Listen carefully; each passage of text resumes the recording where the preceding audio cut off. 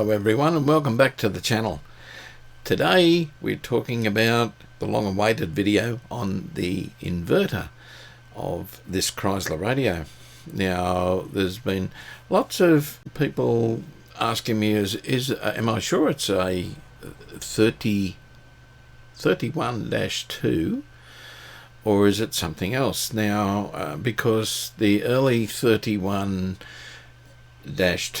were in a wooden case, but in actual fact there was a 31-4, but what I have now found out with this whole thing is the radio is a dual band and it is a 6-volt radio in its Bakelite case, but it's actually a 31-7.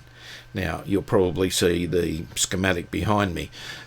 Today, we're talking about that bit there, which is the inverter, the power supply from right along there. Yeah, it's actually a 31-7 radio, this particular one. So we've learned a few things along this road with this radio. This is the item we're going to talk about today. This is the actual inverter, if you wanted to call it that, or vibrator unit. So we're going to have a look. We're going to take them apart, replace any capacitors that need replacing. We're going to clean the contacts on the vibrator unit itself. Now, I'm not going to go into the theory or all the theory of the operation of one of these. Basically, it's a multi-vibrator, a mechanical multi-vibrator connected to a transformer. So it switches a transformer from DC voltage, and of course the transformer puts out AC voltage. That's probably all as deep as I'll go into it, and this will also be a simple explanation to my probably youngest subscriber who has just started going to school, and it's Hugo. He knows who I'm talking about. So he's been following me on these things, and he's a cluey little fella, so I hope he enjoys it and hope he learns a little bit about electronics along the way. It's really good to see young people getting into this, or back into it as well. I started when I was 15, so I don't know any other world. It's only electronics. But anyway, let's get started. Take the screws out of this fella and we'll see what's inside. Hopefully he's not full of tar and we can't get to things. Here we go. We'll have a look, see, and see how these things work inside.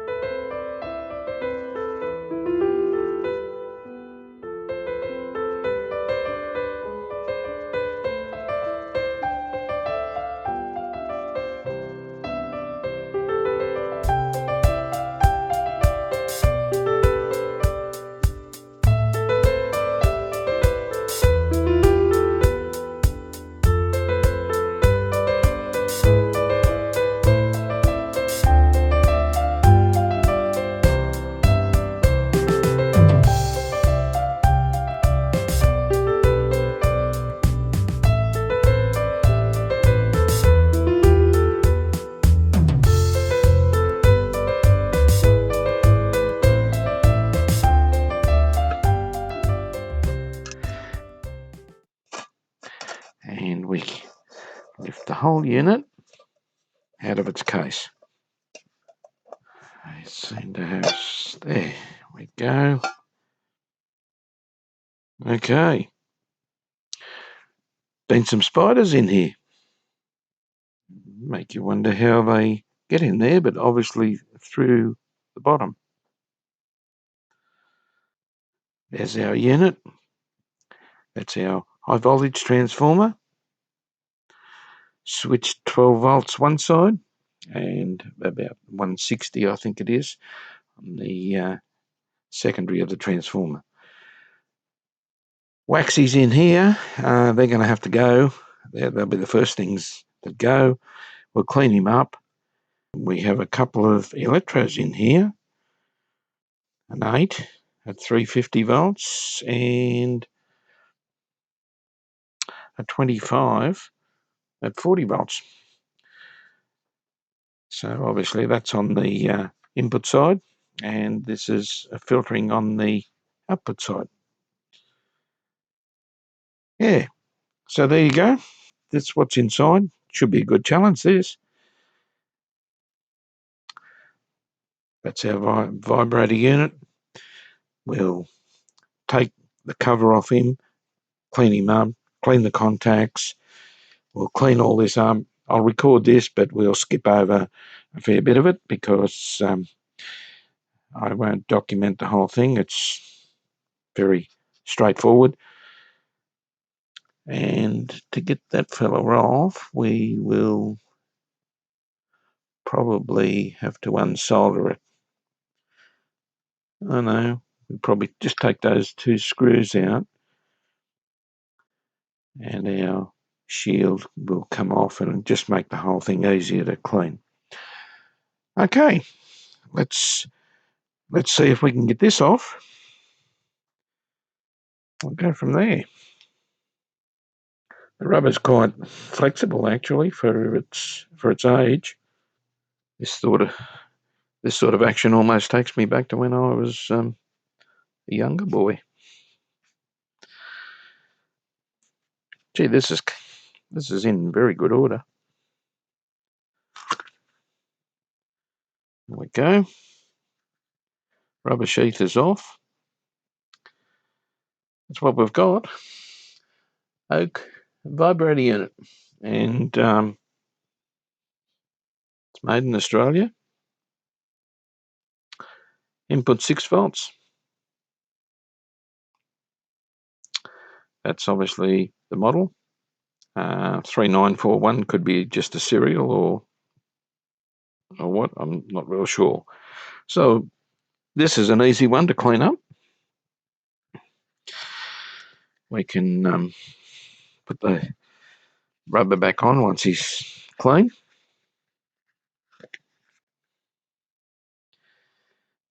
Now, this fellow.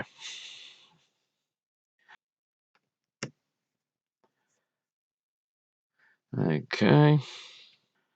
Just twist him around a little bit. We're going to be careful because there's a small wire goes to the coil here. Just move him around a little bit so we can gently take that fellow off. Yeah, the spiders have definitely been in this fella. There, that makes him nice and easy to work on. Very easy. Got a couple of resistors there. Resistors, which would be 40. If we have a look at our diagram, we'll have to work out what they are, but 25. Yeah, I'm not real sure the colour there, but they're bed resistors, so body, end, and dot. That's how we read them. So body is 2, the end is 5. It's green, so that's 5, 2, 5, and it looks like a brown. So it could be 250 ohm. Not real sure of that colour. We'll put the meter across both of them and just see what they are. They look fine, but you never know until you read them with the meter. These poor little caps, they do the job of suppressing the point arcing on the vibrator unit itself to stop arcing and burning of the points.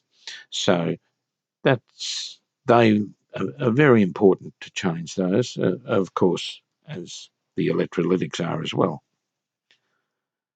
So there we are. That's what we've got. inside the unit. Transformer doesn't have any markings. There is nothing on it at all.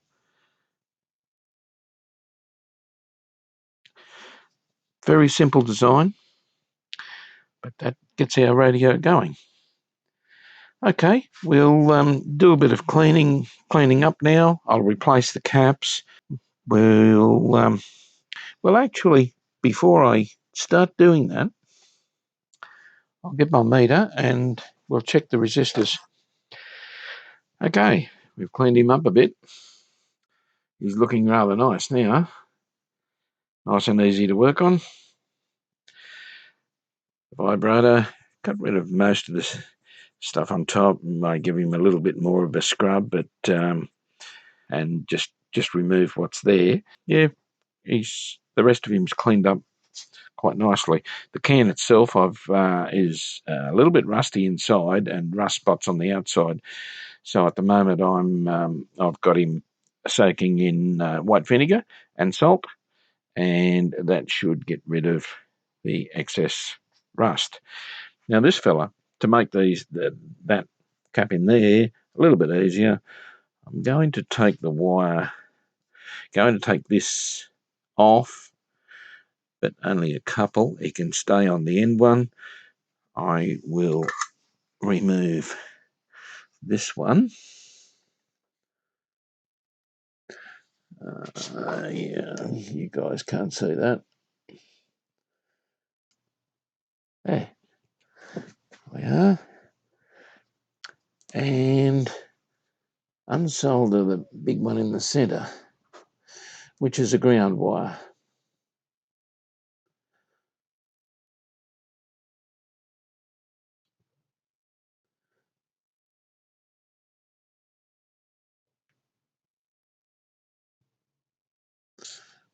Okay.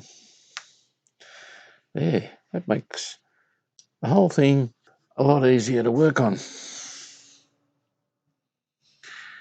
We can take him around, get this fellow out of the road. We'll start by checking these resistors. I'm very intrigued as to what these are. So I think we can pull this fellow straight out. There. Okay. Now, let's see what he is. And to there. 290, 289.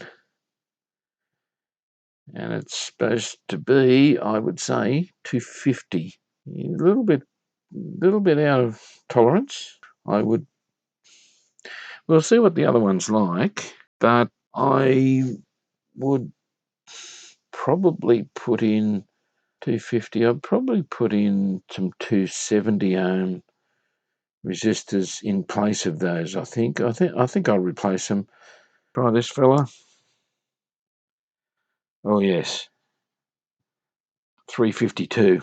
He's dropping there as he cools down, but we're looking at 340, and this fellow at 280, and red, green, brown is 250.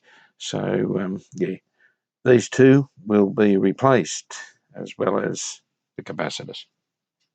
Okay, so far we have changed the two capacitors, the two resistors. I put two 270 ohm resistors in there, 1 watters. These are 02, by the way, 02 at 400 volts. That's amples for doing the job here. And now we're in the process of changing the electrodes. I've taken this fellow out. Strangely enough, there's not a diode or valve rectifier in this as such. It uses a capacitor, an electrolytic on the B plus line out, and a little bit of choke filtering, and it seems to be enough for the B plus. 25 mic. I thought I would just show you this. 25 mic 40 volt. This is what we're replacing it with. So a 22 100 volt. So there you go. There's the difference in this day and age of miniaturization since this fella was made. So yeah, just an interesting fact there. And we'll go ahead and change this one, and then we can almost start reassembling this unit and testing it. So we've replaced some capacitors, and the whole unit's looking a little bit different with the size of the capacitors we've replaced. We'll get a pointing device here. That fella. We replace the other little 0.02 in there, the two resistors in there, the two 1 watt 270 ohm resistors, the two electrolytics, one sitting there, which that's the B plus. He's a he's 10 microfarad at 350 volts. Just a little electro we've put him in there, and the little 22 on the input, 22 mic. They were here, as you saw on the as you saw earlier, mounted on this post as the ground wire for the capacitors. I've decided to put them under here to neaten things up closer to their connection points and ground. So all is done. What we'll do now is we'll put some power on him. I'll give you a bit of a close-up on that fella. That's what he looks like.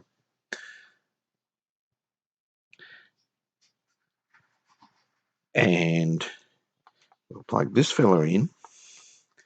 It only goes in one way.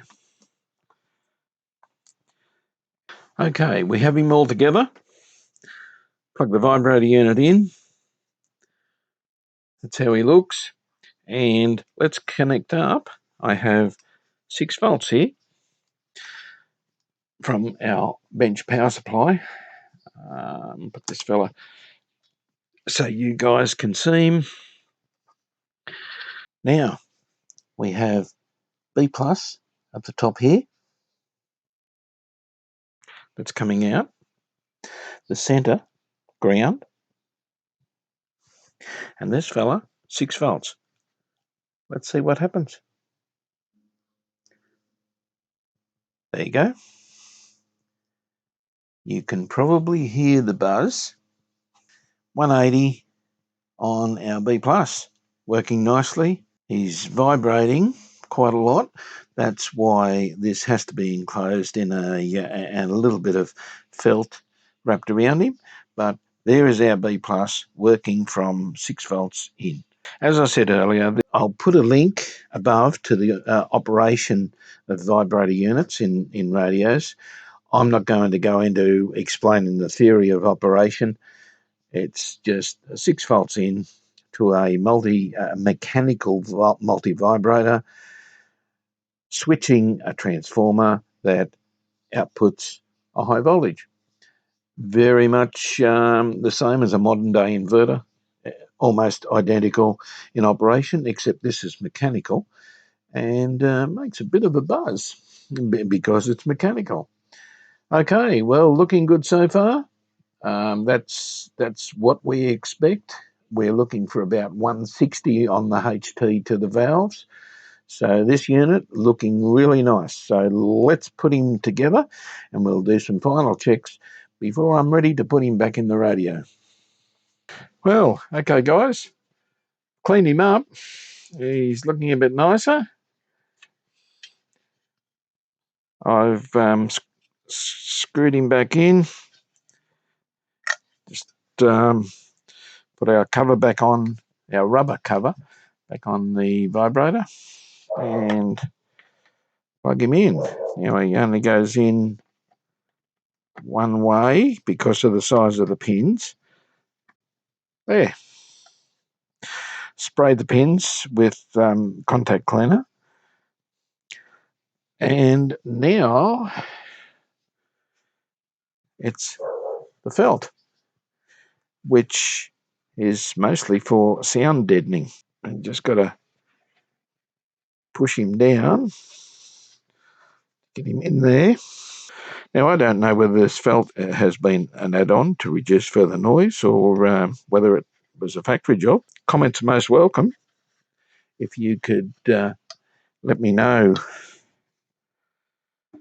if you know something more about these vibrator units and this was part of it. Yeah, just give us a comment on it. Now, we've got some other felt here that went over the top of the vibrator unit. As I said, comments on this little fellow are most welcome. I have worked on car radio vibrators before, not actually mantle radios, certainly not mantle radios before. So, yeah, I'd most welcome any comments on this fella. Anything about him, any other radios, mantle radios that used to use vibrators, your farm type situation.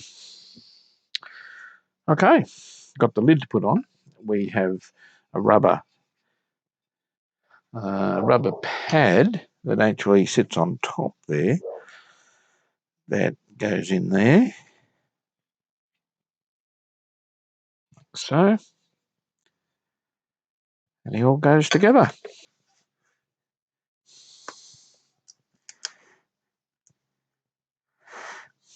Get the screws in.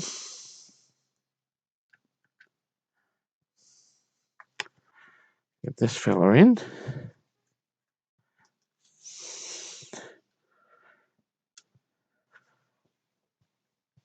There we go.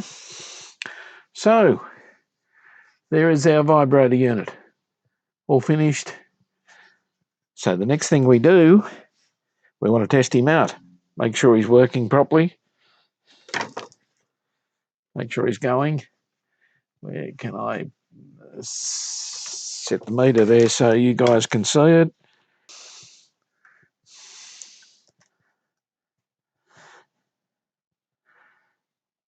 Enable our 6 volts. Put our 6 volts on. There we go. Working nicely. Not very loud.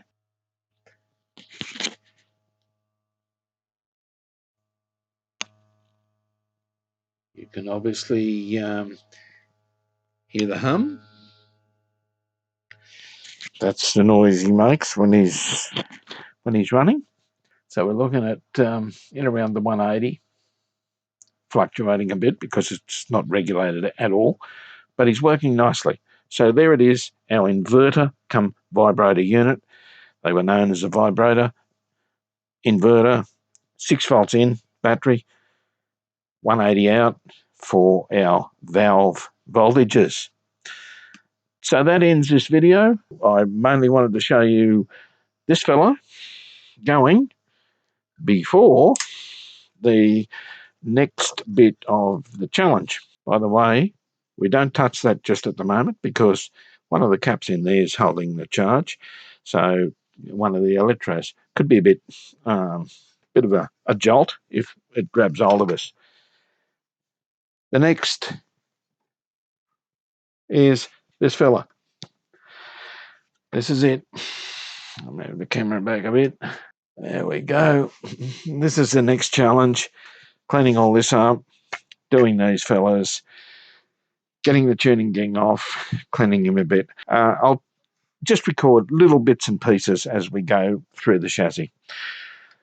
And then we can replace our grommets that were here, and he sits on there.